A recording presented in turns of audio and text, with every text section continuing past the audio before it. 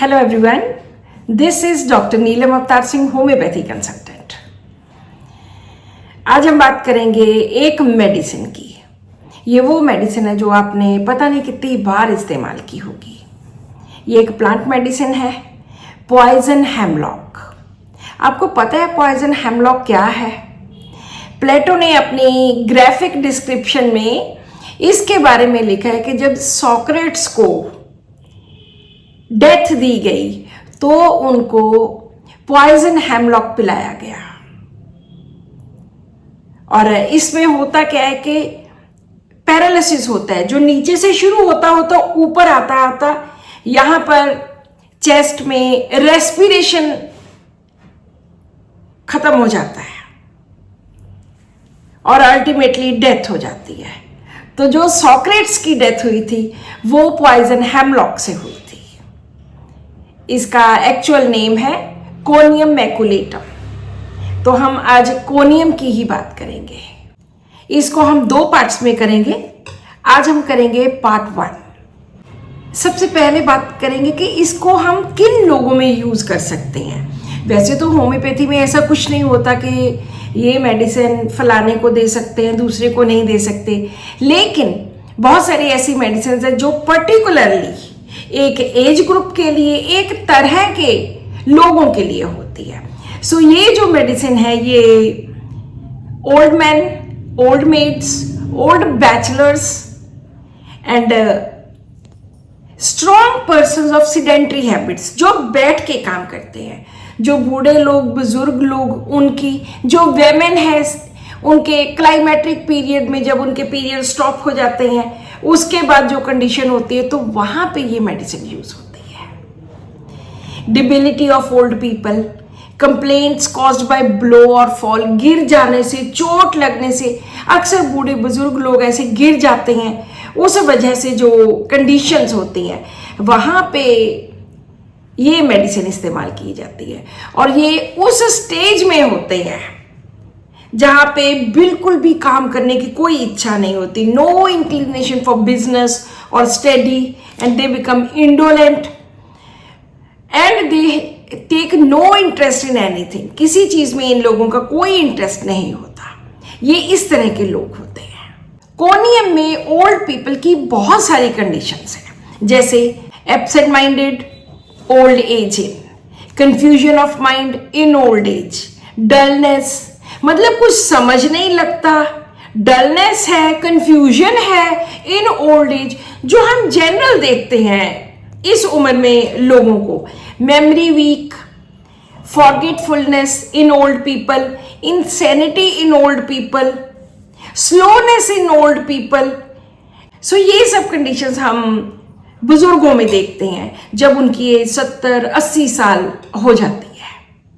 इसकी जो दूसरी कंडीशन होती है वो कैंसरस ग्रोथ्स की होती है, जिन लोगों में ग्लैंडुलर इंड्यूरेशन, ग्लैंड जो है वो इंड्यूरेट हो जाते हैं, हार्ड हो जाते हैं, और स्टोनी हार्डनेस होती है। इसमें कोनियम में जितनी भी ग्रोथ्स होती हैं बहुत ज़्यादा हार्ड होती हैं। ब्रेस्ट हो, ब्रेस्ट में ग्रोथ है वो भी बहुत हार्ड, प्रोस्टेट एनलार्जमेंट है, that is also very hard, and tendency to cancer.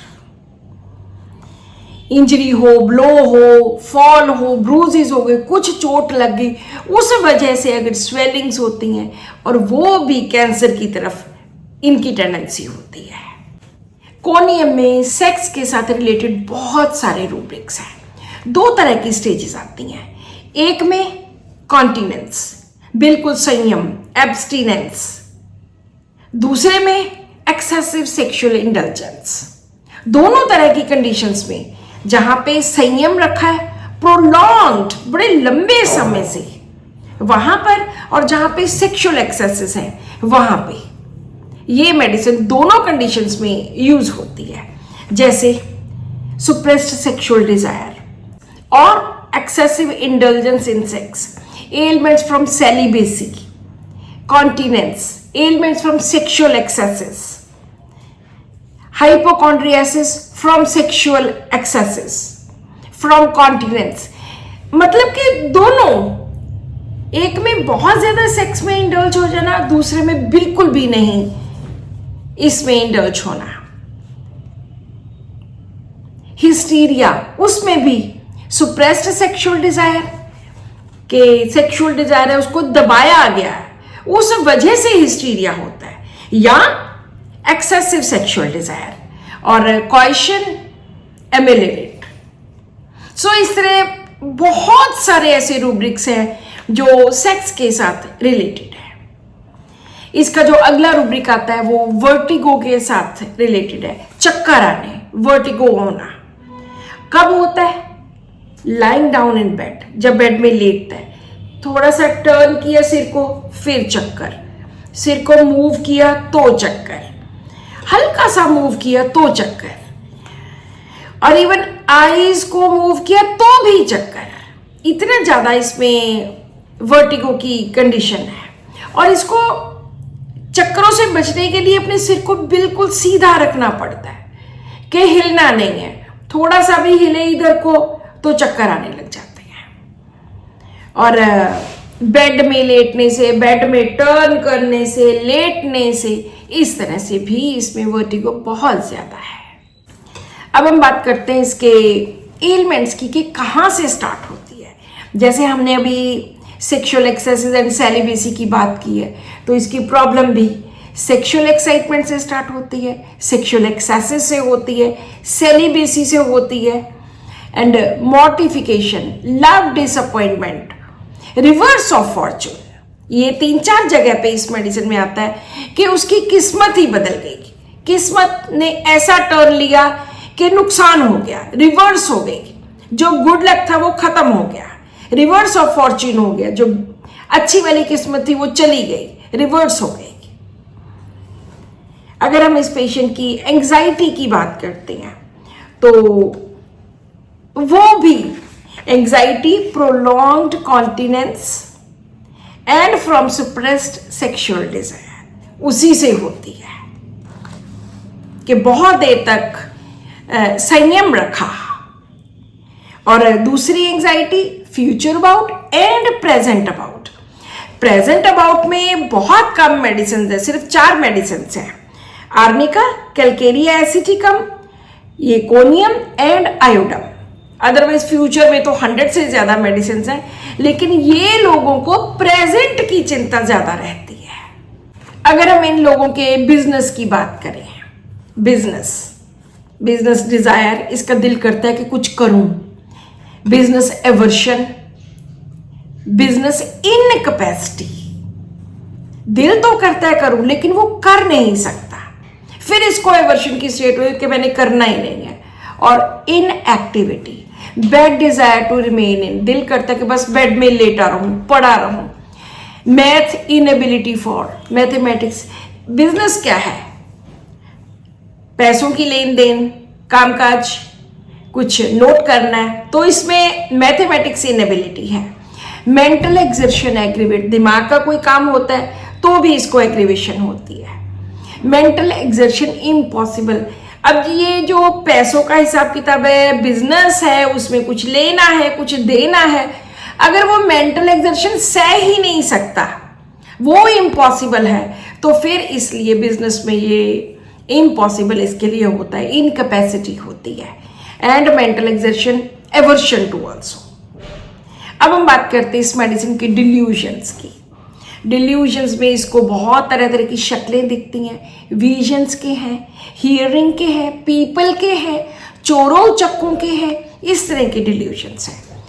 Delusion of visions, sees dead persons, sees strange figures, sees mutilated corpses, के मुर्दे दिखते हैं, म्यूटिलेटेड कटी फटी बॉडीज वाले, corpses of brother and the child, बच्चे की, भाई की, उनकी बॉडीज दिखती हैं, dead bodies, and frightful images. और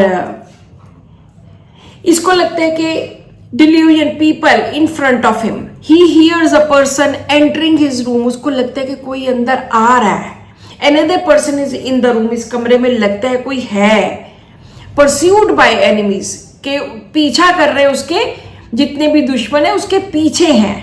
people at his bed side, उसके बेड के इधर भी उधर भी सब तरफ उसको लोग दिखते हैं, साथ में थीव्स इन द हाउस, घर में चोर दिखने, house is full of people, someone was coming in at the door at night, रात को कोई दरवाजे पे, मेन दरवाजे पे आया है, ही इज परसिक्यूटेड, उसको तंग किया जा रहा है, उसको परेशान किया जा रहा है, उसको हरास किया जा रहा है। And delusion after short walk he is paralyse, ये मैंने बहुत सारे ओल्ड पीपल में देखा है, थोड़ा वॉक करने के बाद ही उनको होता है बस बैठ जाओ, अब तो वो चल ही नहीं सकते। तो वहां पर भी ये मेडिसिन बहुत अच्छा एक्ट करती है। Delusion paralysed he is after a short walk, थोड़ा सा चले, यहां से वहां तक चले। और एक लास्ट रूब्रिक है, delusion wrong done he has, उसको लगता है कि शायद उसने गलत किया है, इसीलिए पीपल, लोग इधर उधर उसको दिखते हैं, घर में दिखते हैं, दरवाजे पे दिखते हैं। उसी के साथ साथ डर भी कुछ ऐसे हैं, fear people of, yet fear of being alone, लोगों का डर है, कंपनी का है, फिर भी वो कंपनी में रह नहीं सकता, अकेले रहने से डरता है, कंपनी भी नहीं चाहिए। Fear of robbers, fear of strangers, fear of approaching of others, दूसरे लोग कि मेरे पास आ रहे हैं, नो नो नो, मैंने किसी को नहीं मिलना। स्ट्रेंजर से, रॉबर से, लोगों के मिलने से इसको होता कि नहीं, हालांकि अकेला नहीं रह सकता, फिर कंपनी भी नहीं चाहिए। And desire to be alone. Fear of work, ये इस तरह का है कि he can not be persuaded to work, कि तुमने ये काम करना है, इसको आप कन्विंस करवा ही नहीं सकते कि तुमने काम करना है। फियर ऑफ प्रोलॉन्ग्ड वर्क, और अगर लंबा काम है मैं तो कर ही नहीं सकता, क्योंकि इसमें डलनेस है, इसमें कंसंट्रेशन पुअर है, इसमें मेमोरी की प्रॉब्लम है, एब्सेंट माइंडेड है, बहुत सारे इसके साथ रिलेटेड रूब्रिक्स हैं। सो this is all in today's video. आप इसके मेन नोट्स बनाइए कि कोनियम हम कहाँ कहाँ पे यूज कर सकते हैं। सेक्सुअल सिम्टम्स तो बहुत ही ज्यादा है, और मैंने मेन जो भी इसके जितने भी रूब्रिक्स थे, सिंगुलर भी थे, वो सब इसमें वीडियो में डिटेल में बताए हैं। आप उनको लिखिए, उनके नोट्स बनाइए और उनको अपनी प्रैक्टिस में यूज कीजिए। So this is all in today's video. Subscribe to my channel, share this video with your friend doctors, and use it in patients. Thank you.